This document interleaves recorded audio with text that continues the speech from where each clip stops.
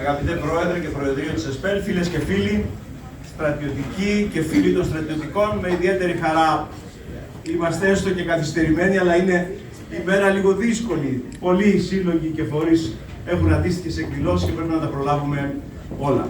Θεώρησα όμως καθήκον μου, όπως και οι συνάδελφοι, να είμαστε εδώ μαζί σας, μαζί με τους ανθρώπους του καθήκοντος, για να τονίσω για μία ακόμη φορά ότι από κοινού, σε στενή συνεργασία με το Προεδρείο σας, θα προσπαθούμε για την προώθηση των ζητημάτων και την επίλυση των θεμάτων σας. Οι ένοπλες δυνάμεις της χώρας είναι η ασπίδα απέναντι σε κάθε ξένη επιβουλή, έναντι της εθνικής κυριαρχίας και των κυριαρχικών μας δικαιωμάτων.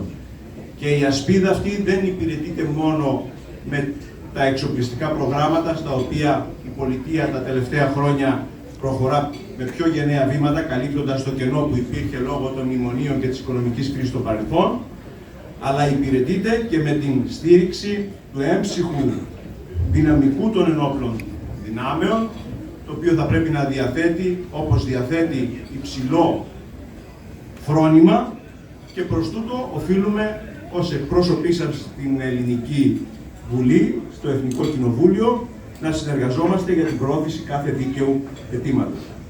Επιτρέψτε μου όμως, μια και απευθύνομαι σε ανθρώπους του καθήκοντος, με αφορμή το χθεσινό παραλήρημα της τουρκικής ηγεσίας, που θυμήθηκε και πάλι πώς πριν 100 χρόνια έριξε τους Έλληνες στη θάλασσα.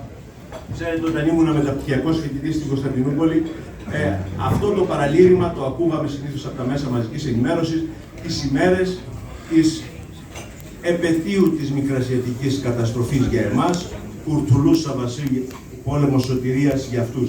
Αλλά η επανάληψη αυτή συνεχώς τα τελευταία χρόνια δείχνει την αιμονή της τουρκικής ηγεσίας στο αφήγημα της γαλάζιας πατρίδας. Και αυτό θα πρέπει να μας προβληματίσει όλους. Βεβαίως, καλωσορίζουμε τη διάθεση συνεννόησης. Η Ελλάδα είναι μια χώρα που θέλει την ειρηνική επίλυση των προβλημάτων. Καλωσορίζουμε την υπογραφή της διακήρυξης των Αθηνών και από τον πρόεδρο της Τουρκίας, τον Ταΐπ Ερντογάν, αλλά να έχουμε πάντοτε υπόψη μας ότι τα κείμενα αυτά διακηρύξεων δεν έχουν καμία νομική δέσμευση. Πόσο δε μάλλον όταν μιλάμε για μια χώρα η οποία δεν σέβεται καν το διεθνές δίκαιο και τις συνθήκες και τις συμβάσεις που έχει υπογράψει, όπως είναι η συνθήκη της Λοζάνης, την οποία έχει καταπατήσει κατάφορα, οδηγώντας σχεδόν σε αφανισμό την ελληνική μειονότητα στην Κωνσταντινούπολη, στην Ύβρο και στην Τέλεδο. Μάλιστα στα νησιά δεν εφήρμοσε ποτέ την πρόνοια της συνθήκης της Λοζάνης να έχουν αυτόνομο καθεστώς με δικά τους σώματα ασφαλείας, αποτελούμενα από τους Ρωμιούς των νησιών, που τότε ήταν αμιγής ο ελληνικός πληθυσμός. Τα λέω αυτά γιατί η Ελλάδα και καμία κυβέρνηση οποιασδήποτε απόχρωσης δεν μπορεί να ενδώσει στο παράλογο αίτημα της Τουρκίας για αποστρατιωτικοποίηση των νησιών. Δεν μπορεί να ξεχνούμε το μάθημα της Κύπρου, όταν το 1974 εισέβαλε η Τουρκία και πρώτης εισβολής γνωρίζουμε όλοι καλά ότι προηγήθηκε η προδοτική πράξη της Χούντας των Αθηνών, που το 1967 απέσυρε την ελληνική μεραρχία από το νησί. Καμία λοιπόν κυβέρνηση δεν μπορεί να ενδώσει στο αίτημα της αποστρατικοποίησης των νησιών.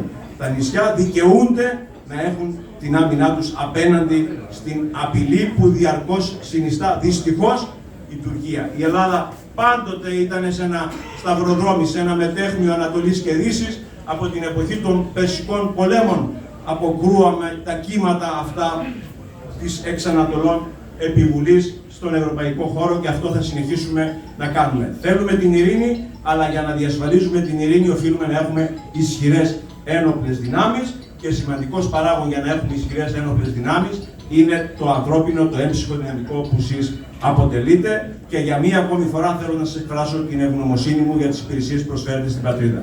Καλή χρονιά, υγεία, δύναμη, προκοπή, ευημερία, κάθε καλό στις οικογένειές σας. Να είστε καλά, καλή χρονιά.